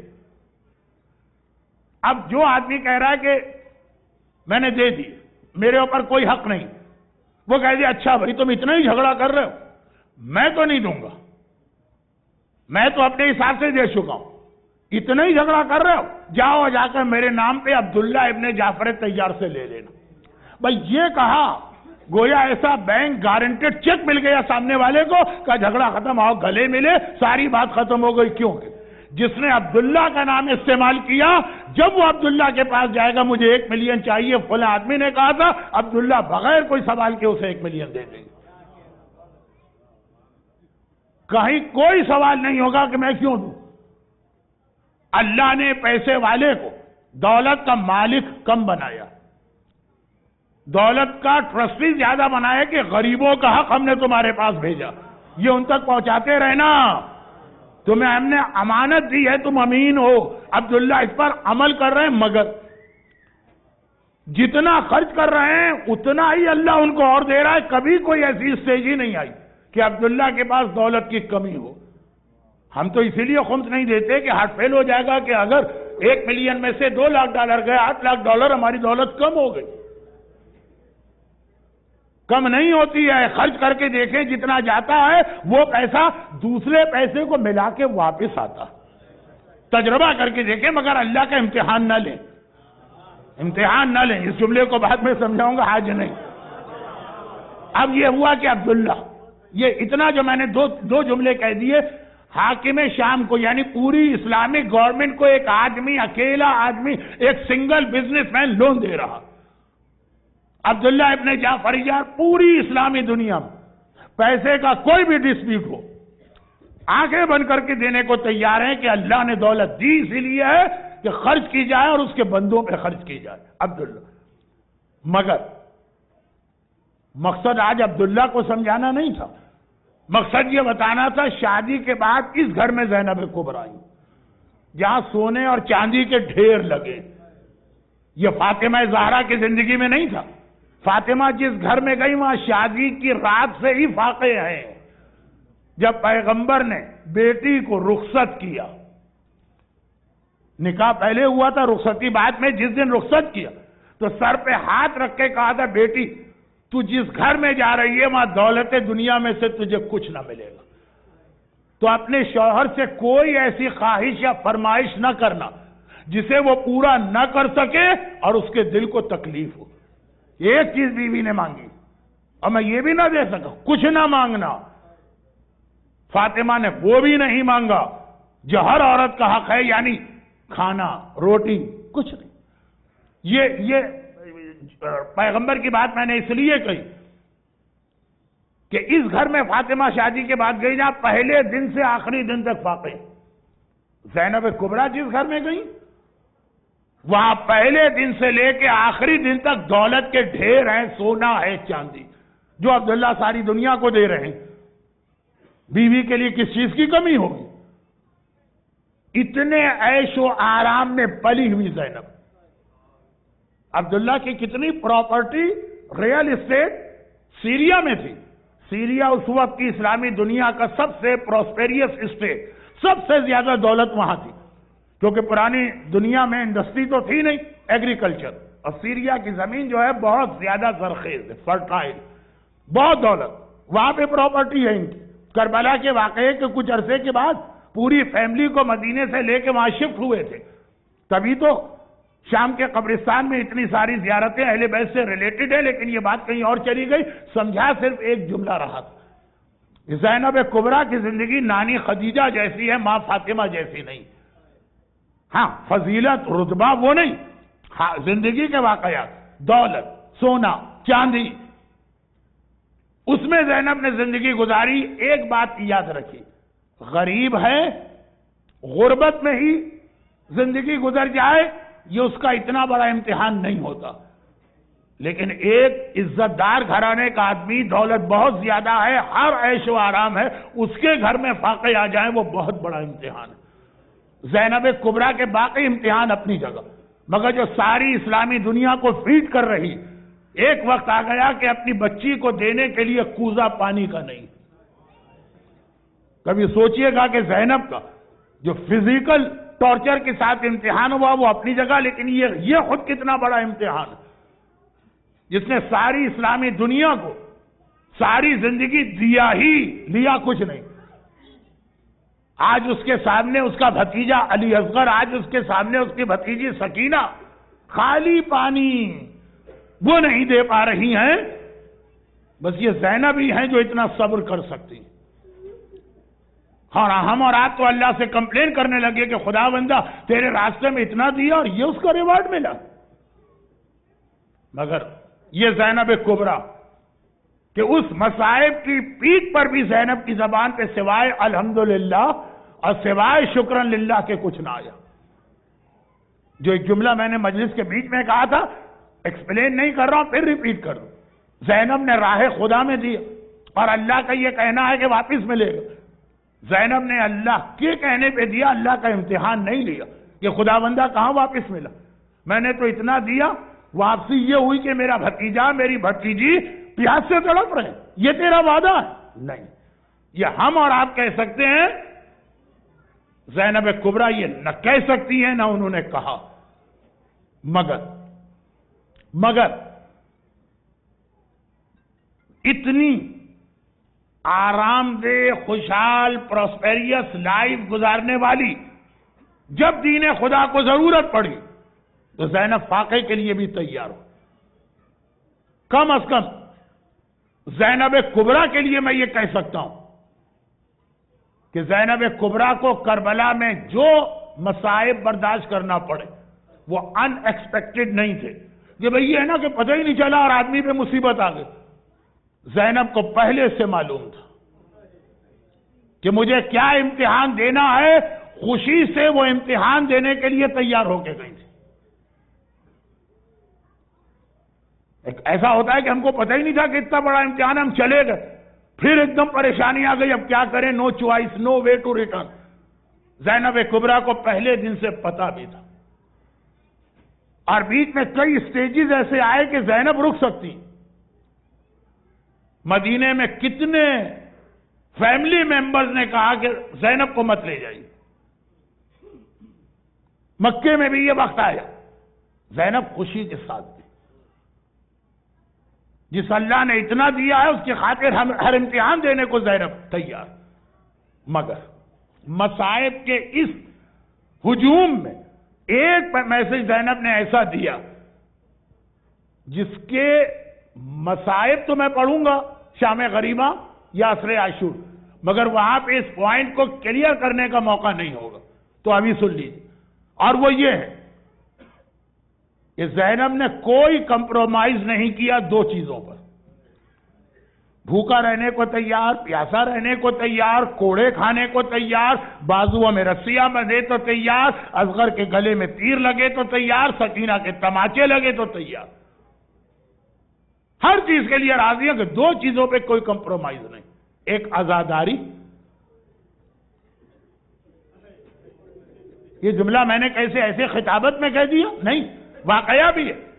جب یزید نے اہل بیت کو رہا کیا تھا تو زینب نے کہا تھا کہ ہماری کنڈیشنز ہیں تو ہم رہا ہوں گے، اور پہلی کنڈیشن یہ ہے کہ جب سے کربلا سے چلے ہیں اپنے گھر والوں کا ماتم نہیں کر سکیں، ہمیں ماتم کی جگہ دی جائے جہاں پہ ہم اپنے گھر والوں کا دل کھول کے ماتم کریں۔ زینب کے بچے بھی کربلا سے پیاسے چلے آ رہے ہیں۔ آپ کیا سمجھتے ہیں کہ کیا کربلا میں شام غریبہ پانی آ گیا تو امتحان مکمل ہو گیا؟ یہ کوفے میں بھی بچے پیاسے گئے، یہ راہ شام میں بھی بچے پیاسے گئے، یہ شام میں بھی بچے پیاسے گئے، اتنے پیاسے گئے کہ زینب کو نماز شب بیٹھ کے پڑھنا پڑی۔ بیٹا سجاد آنے والی غذا اتنی کم ہے کہ میں ان کو دے دیتی ہوں۔ آج بات ہے خیبر کی وہ بیٹی جو شام غریبہ ساری رات لٹے قافلے کا پہرا دے رہی ہے، نماز شب کے لیے بدن میں طاقت نہیں۔ تو زینب کی پہلی شرط ہونی چاہیے تھی ہمارے بچوں کو پانی دیا جائے، کہا نہیں، ہمیں ماتم کی جگہ دی جائے۔ زینب نے بتایا میں بہت پیاسی، مگر پانی کی پیاس نہیں ہے، آنسو اور ماتم کی پیاس۔ زینب نے بتایا میں خود پیاسی رہ سکتی ہوں، اپنے بچوں کو پیاسا رکھ سکتی ہوں، لیکن بغیر ماتم اور آنسو بہائے نہیں رہ سکتی۔ آج کل عزاداری کے خلاف بھی ایک موومنٹ چل رہا، اور ہر خراب موومنٹ سلوگن بڑے اچھے اچھے ہوتے ہیں، اتنا پیسہ کیوں خرچ کیا جا رہا ہے، کسی اور اچھے کام میں خرچ کرو۔ لیکن یہ چیزیں بعد میں آتی رہیں گی مجلسوں میں، آج بہت زیادہ ہو گئے، 10 منٹ کا وعدہ تھا، 5-6 منٹ ہو گئے ہیں، بس اب مصائب پہ آ رہا ہوں۔ دو چیزوں پہ زینب نے کمپرومائز نہیں کیے، ایک عزاداری، دوسرا شریعت کے احکام حلال و حرام۔ ہمارے یہاں عزاداری میں الحمدللہ ابھی بھی ایسے لوگ ہیں، نو کمپرومائز، لیکن دین خدا کی نالج، کربلا کی شام غریبہ، عصر عاشور، شام غریبہ نہیں، اس سے 1 گھنٹے 2 گھنٹے پہلے جلتے ہوئے خیمے، آگ، فائر، یہ کتنا بڑا پرابلم مانا جاتا ہے، ایمرجنسی ڈکلیئر ہوتی، جہاں آگ لگ جائے اسپیشل ایکسٹ بنائے جاتے ہیں، فائر بریگیڈ کو جو ہے وہ اسپیشل راستے دیے جاتے ہیں۔ آگ، زینب کے پورا گھرانہ جلتے ہوئے خیموں کے بیچ میں ہے، اور ایک سوال پوچھا جا رہا ہے شہزادی ہم کیا کریں، مر جائیں، جل کے مر جائیں یا باہر نکلیں؟ بیویاں بتا رہی کہ اگر زینب کہیں گی تو ہم جل کے بھی مر جائیں گے، یعنی حجاب بچانے کے لیے مر جانا قبول ہے۔ کربلا کن بیویوں جو حجاب ہماری خواتین امام باڑے میں بھی مینٹین نہیں کر پاتی، جرنل بات کر رہا ہوں۔ اور زینب سے جب پوچھا تو زینب نے یہ نہیں کہا کہ بیویوں جان خطرے میں ہو تو حجاب ساقط ہے، زینب کہہ سکتی۔ زینب خالی ثانیہ زہرا نہیں ہے، زینب وارث خطیب منبر سلونی بھی ہیں، علی کے علم کی وارث ہے زینب، علم علی جیسا ہے۔ تو اتنا سا مسئلہ نہیں معلوم جو ایک بچے کو معلوم ہے۔ زینب نے کہا نہیں، بیویوں اپنے بھتیجے سے پوچھوں گے، یہ امام زمانہ، یہ امام وقت ہے، جب تک سجاد سے مسئلہ نہیں پوچھا۔ اور مولا سجاد نے کہا علیکن نبی صحرا، جنگل میں چلی جائیے، اس وقت تک زینب نے جواب بھی نہیں دیا، عمل بھی نہیں کیا۔ اب وقت نہیں رہا تو میرا جملہ اگر پورا واضح نہ ہوا تو انتظار کیجئے گا، یہ واضح ہوگا۔ مرجعیت کا جو کنسپٹ ہے نا، یہ بالکل اس کی بگننگ ہے، بتایا جا رہا ہے کہ جو تمہارے پاس لمیٹڈ نالج ہے اس کو کافی نہ سمجھو، ہر چیز اپنے زمانے کی حجت خدا سے پوچھنا ہے۔ اگر امام موجود ہو تو امام سے پوچھو، امام نہ ہو تو نائب امام سے پوچھو۔ زینب کبریٰ جیسا علم رکھنے والی، انتی عالمۃ غیر معلمہ. نو کمپرومائز. شریعت کے احکامات پہ کمپرومائز نہیں. چنانچہ اب ایک دو مجلسیں جو آ رہی ہیں اس میں کچھ بہت اہم فقہی مسئلے آئیں گے. اور کوئی پوچھے گا کہ واہ محرم کے پہلے عشرے میں زینب کبریٰ کی سیرت جو جلتے خیمے میں بغیر مسئلہ پوچھے آگے نہ بڑھیں. ان کے چاہنے والے اور ماننے والے ایئر کنڈیشن امام باڑے میں بیٹھ کر اس پر اعتراض کریں کہ یہ ممبر سے واجبات و حلال و حرام کے مسئلے، اب یہ بات کل ہو.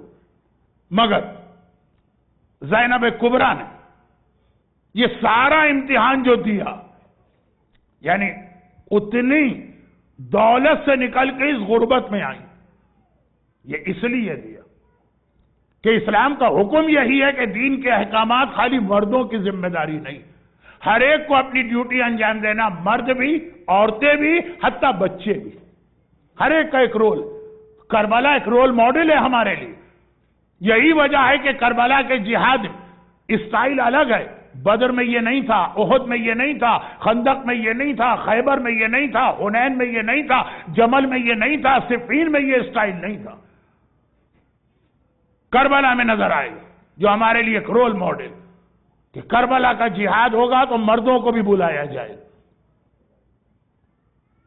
کربلا کا جہاد ہوگا عورتوں کو بھی بلایا جائے گا، کربلا کا جہاد ہوگا بچوں کو بھی بلایا جائے گا. اور خالی اہل بیت کی فیملی نہیں، وہ تو خیر معصوم کا گھرانہ ہے، عام آدمیوں سے بھی یہی کہا جا رہا کہ کربلا کا جہاد تمہیں میسج دیتا ہے کہ دین کے کام میں تم مرد بھی پارٹیسپیٹ کرو، اپنی عورتوں کو بھی پارٹیسپیٹ کراؤ، اپنے بچوں کو بھی پارٹیسپیٹ کراؤ. اور یہ عجیب انداز سے میسج ملا. عام طور پہ لوگ کہتے ہیں کہ ہاں دیکھیے کربلا میں آقا حسین تھے، عباس تھے، علی اکبر تھے، یہ مردوں کو ریپریزنٹ کر رہے ہیں. زینب کبریٰ تھی، ام کلثوم تھی، رباب تھی، سکینہ رباب تھی، یہ عورتوں کو ریپریزنٹ کر رہے ہیں. قاسم تھی، اون محمد تھے، سکینہ تھی، اصغر تھی، یہ بچوں کو ریپریزنٹ کر رہے ہیں. خاندان اہل بیت بہت اونچی چیز. میں تو کہتا ہوں حسین نے عام آدمیوں کے لیے پیغام دیا. اور کیسے؟ 28 رجب کو حسینی قافلہ مدینے سے چلا، 3rd of شعبان مکے میں پہنچا. فرام 3rd of شعبان ٹو 8th of ذی الحج، حج سے ایک دن پہلے تک یہ مکے میں رہے. 8th of ذی الحج کو یہ قافلہ مکے سے نکلا، جا رہا تھا کوفے میں، راستے میں روکا گیا، ڈائریکشن چینج کیا گیا، اور اب یہ قافلہ جا رہا ہے ایک ان نون ڈیسٹینیشن کی طرف. کوفے سے روک دیا گیا اور کہا گیا، خود آ کے کہتا ہے کہ اس راستے پہ تو نہیں جانے دو. اب یہ قافلہ چل رہا، کہاں جائے گا کسی کو نہیں پتا. آقا حسین کی بات نہیں کر رہا، وہ تو امام معصوم. حسینی قافلے میں کسی کو نہیں معلوم کہ اب آقا کہاں جا رہے ہیں. آج مجلس کے شروع میں جو دوسرا مرثیہ پڑھا گیا کہ کاش حسین ہند آ جاتے، انڈیا پہنچ جاتے، کسی کو نہیں پتا کہاں جا رہا. یہاں تک کہ 2 محرم عصر کے بعد اور مغرب سے کچھ پہلے، یعنی ابھی 2-3 گھنٹے پہلے کی یہ بات، قافلہ چل رہا ہے. حسین کی سواری کا جانور آگے ہے، باقی سارے ساتھی پیچھے. کہ چلتے چلتے ایک مرتبہ حسین کی سواری کے جانور ذوالجنا نے ٹھوکر کھائی اور رک گیا. ذوالجنا ٹھہر گیا. آقا حسین ذوالجنا کو آگے بڑھانے کی کوشش کر رہے ہیں. ہر حکم امام پر اشارہ کریں امام تو یہ وفادار جانور حرکت میں آ جاتا ہے. آج امام آگے بڑھانا چاہ رہے ہیں، ذوالجنا آگے بڑھنے کو تیار نہیں. عجیب امتحان ہے ذوالجنا کا. 2 محرم کو کربلا پہنچا، 10 محرم کو ذوالجنا نے دریائے فرات میں چھلانگ لگائی اور شہید ہو گئے. اور دونوں دن 2 محرم کو بھی اور 10 محرم کو بھی ذوالجنا آگے نہیں بڑھ رہا. 2 محرم کا تو یہ واقعہ ہے جو ابھی مکمل ہوگا، اور 10 محرم کا جب ننھی سکینہ ذوالجنا کی ٹانگوں سے آ کے لپٹ گئی. آقا اشارہ کر رہے ہیں ذوالجنا سے آگے بڑھو، ذوالجنا رکا ہوا۔ وہاں سکینہ تھی جس نے ذوالجنا کو روک لیا۔ آج 2 محرم ذوالجنا رک گئے۔ آقا تو جانتے ہیں، لیکن قافلہ حسینی، فوج، حسین کا خاندان سب پریشان۔ انتظام کون کرتا ہے قافلے کا؟ عباس علمدار۔ وہ آگے آئے، کہ مولا پتہ نہیں کیا بات ہے، شاید بہت تھک گیا ہے، سواری کا جانور چینج کرتے ہیں۔ دوسرا گھوڑا لایا گیا، حسین اس پر بیٹھے، وہ 1 قدم چلا پھر وہ رک گئے۔ وہاں بھی کوشش، یہاں تک کہ سواری کے 7 جانور بدلے گئے، لیکن آج کوئی جانور ایسا نہیں ہے جو آگے بڑھ رہا ہو۔ اب جو بات میں کہہ رہا ہوں یہ کوئی تاریخ یا مقتل نہیں ہے، یہ دل ایک بات کہتا کہ 10 محرم عاشورے کو ذوالجنا رکا کیونکہ سکینہ نے ذوالجنا کو روک لیا تھا۔ ہو سکتا ہے آج جو یہ ذوالجنا رکا تو فاطمہ زہرا نے روک لیا ہو۔ اے میرے لال کی سواری کے جانور، یہی تو وہ جگہ ہے جس کے لیے میں نے اپنے حسین کو چکیاں پیس پیس کے پالا۔ یہاں سے آگے نہ بڑھنا، میرا حسین اسی کربلا کے لیے دنیا میں آیا، میں نے اسی کربلا کے لیے پالا۔ 7 جانور بدلے گئے اور کوئی جانور آگے نہیں بڑھ رہا۔ عباس نے کہا مولا سمجھ میں نہیں آتا یہ کیا ماجرا۔ حسین نے کہا کہ دیکھو قریب میں کوئی لوگ رہتے ہیں، ایک چھوٹا سا گاؤں تھا، وہاں سے لوگوں کو بلایا گیا۔ حسین نے کہا اس جگہ کا نام کیا ہے جہاں میری سواری کا جانور رک گیا؟ کسی نے کہا کہ مولا اسے نینوا کہتے ہیں۔ حسین نے کہا کوئی اور نام بھی ہوگا۔ کسی نے کہا اسے غازریہ کہتے ہیں، کسی نے کہا اسے ناصریہ کہتے ہیں، کسی نے کہا اسے شط الفرات کہتے ہیں۔ ایک ایک کر کے اس جگہ کے نام بتائے جا رہے۔ آقا کہتے ہیں شاید کوئی اور نام بھی ہو، شاید کوئی اور نام بھی ہو۔ یہاں تک کہ سارے قبیلے نے ایک دوسرے کو دیکھا، مولا اس کے علاوہ تو ہمیں کوئی نام نہیں پتا۔ کہا نہیں یاد کرو شاید کوئی اور نام بھی ہو۔ لوگوں نے کہا کہ ہمارے گاؤں کا سب سے بوڑھا آدمی، بیچارے میں چلنے کی طاقت نہیں، شاید اسے پتا، اس کو اٹھا کے لایا گیا۔ اور ایک مرتبہ آقا نے کہا کہ تمہارے ساتھیوں نے یہ نام بتائیں، کوئی اور نام بھی ہے؟ کہا کہ ہاں مولا اس زمین کو کرب و بلا بھی کہا جاتا، وہ کربلا کا نام سننا۔ حسین نے کہا بس قافلہ یہیں ٹھہرے گا، سواری کے جانور بٹھا دو، خیمے لگا دو، سیدانیوں کو خیمے میں پہنچا دو۔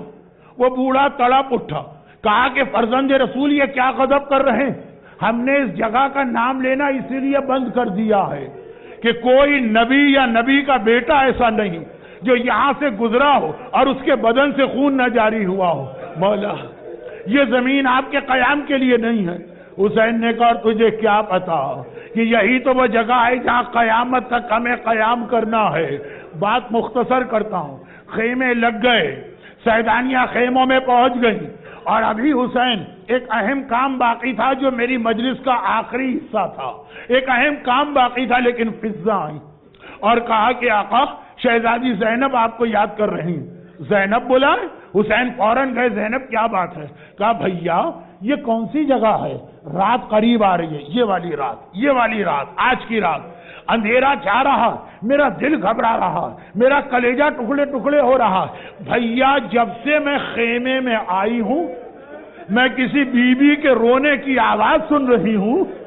حسین نے کہا زینب پہچانا نہیں؟ یہ میری اور تیری ماں فاطمہ زہرا ہے جو ہمارے ساتھ یہاں پہ آئی ہیں اور ہمارا ماتم کر رہی ہیں۔ لیکن زینب ابھی مجھے ایک اہم کام کرنا۔ عزاداروں کیا اہم کام کرنا؟ ابھی حسین کو آپ کو یاد کرنا۔ ابھی حسین کربلا کے میدان میں پہنچ کے آپ کو یاد کریں گے۔ وہ کیسے؟ باہر آئے، قبیلے والے جمع ہیں۔ ایک مرتبہ حسین نے کہا یہ زمین تمہاری ہے، میں اسے خریدنا چاہتا ہوں۔ قبیلے والوں نے کہا نہیں فرزند رسول آپ ہمارے مہمان ہیں، جتنے دن چاہے قیام کریں۔ حسین نے کہا چند دنوں کی بات نہیں ہے، اب تو قیامت کے دن بھی ہم اسی میدان سے اٹھ کے جائیں گے، یہاں قیامت تک رہنا ہے۔ بازار کی قیمت پہ زمین خریدی، لیکن حسین نے 2 شرطیں ضرور لگائیں۔ پہلی شرط کیا تھی؟ کربلا پہنچیں، عباس کو یاد نہیں کیا، اکبر کو یاد نہیں کیا، اصغر کو یاد نہیں کیا، اپنے بیٹوں کو یاد نہیں کیا، اپنی بیٹیوں کو یاد نہیں کیا، آپ کو یاد کیا۔ کیا کہا؟ کیا ہے بنی اسد والوں؟ بس ایک شرط تو یہ ہے کہ آج سے لے کے قیامت تک جب ہمارا کوئی شیعہ، جب ہمارا کوئی زوار، جب ہمارا کوئی زائر ہماری زیارت کے لیے آئے، اسے 3 دن مہمان بنا کے رکھنا اور کہنا اے حسین کے زائر، تو آقا حسین کا مہمان ہے، حسین نے زمین خرید کے تمہیں یاد کیا، آپ کو یاد کر رہا ہے آقا آج 2 محرم کو کربلا پہنچ کر میرے شیعہ آئیں گے، میرے زوار آئیں گے۔ اور دیکھو دوسری شرط یہ ہے کہ جب لشکر یزید چلا جائے گا تو اپنے نجس لاشیں لے کے چلے جائیں گے، ہمارے لاشیں جلتی ریتی پہ رہیں گے۔ وعدہ کرو لشکر یزید کے جانے کے بعد آ کے ہمارے لاشوں کو دفن کرو گے۔ وہ ایک مرتبہ قبیلے کے سارے مردوں نے وعدہ کیا آقا ہماری جانیں قربان، ہم آپ کے لاشوں کو دفن کریں گے۔ وہی جو مجلس کا آخری حصہ، حسین نے کہا اس طرح نہیں، اب جاؤ اور اپنے قبیلے کی ساری عورتوں کو یہاں بھجواؤ، ایک پیغام ان کو بھی دینا۔ قبیلے کی عورتوں نے سنا فاطمہ کے لال نے ہم کو بلایا، ہم اتنے خوش قسمت کہ زہرا کا بیٹا ہمیں بلا رہا ہے۔ چادریں سروں پہ ڈال کے، عبایا پہن کے ایک بار حسین کے سامنے سر جھکا کے کھڑی ہو گئی، آقا آپ کی کنیزیں حاضر ہیں۔ کہا دیکھو لشکر یزید چلا جائے گا، شاید تمہارے مرد ڈر کے مارے گھروں سے باہر نہ نکلیں، ہم سے وعدہ کرنا جو فرات کے کنارے پانی بھرنے آؤ گی تو پانی بھرنے کے بعد ہمارے ان لاشوں کو جو جلتی ریتی پر پڑے ہوں گے دفن کر کے چلی جاؤ گی۔ عورتوں نے ہاتھ جوڑے، آنسو بہاتے ہوئے کہہ رہی ہیں آقا ہماری جانیں قربان، آپ کے لاشیں دفن کریں گے۔ مردوں سے بھی وعدہ لیا، عورتوں سے بھی وعدہ لیا، لیکن ابھی کام ختم نہیں ہوا۔ کہا جاؤ اور اپنے قبیلے کے سارے بچوں کو بھجوا دو، چھوٹے چھوٹے بچے، اون و محمد کے ہمسن بچے ایک باہر کھیلتے ہوئے آئے، اللہ آج یہ دن آ گیا کہ ہم بھی اس قابل ہو گئے کہ ہمارا آقا ہمیں بلا رہا ہے۔ آئے اور آ کے ہاتھ جوڑے، آقا ہمیں کیوں بلایا؟ کہا لشکر یزید چلا جائے گا، جلتی ریتی پہ ہمارے لاشیں ہوں گے، ہو سکتا ہے تمہارے باپ اور ماں ڈر کے مارے گھروں سے باہر نہ نکلے، ایک وعدہ کرو کھیلتے کھیلتے فرات کے کنارے آؤ گے، ہمیں پتا ہے کہ تم زمین نہیں کھود سکتے، ایک ایک مٹھی میں خاک لے کے ہمارے لاشوں پہ ڈال دینا، ایک خاک ہمارے لاشوں پہ آ جائے۔ آقا نے مردوں سے وعدہ لیا، عورتوں سے وعدہ لیا، بچوں سے وعدہ لیا، لیکن آخری جملے بچوں سے وعدہ لیا تو کیا کہا؟ اگر دفن نہیں کر سکتے ایک مٹھی خاک ہی ہمارے لاشے پہ ڈال دو۔ اب میں اپنے چوتھے امام سے پوچھوں گا مولا آپ کے بابا کی خواہش تھی ایک مٹھی مٹی ہمارے لاشے پہ آ جائے، آقا آپ ہمیں پتا ہے لشکر یزید اجازت نہیں دے رہا تھا، آپ بابا کے لاشے کو دفن نہیں کر سکتے تھے، مگر چلتے چلتے ایک مٹھی خاک اٹھا کے بابا کے لاشے پہ ڈال دیتے۔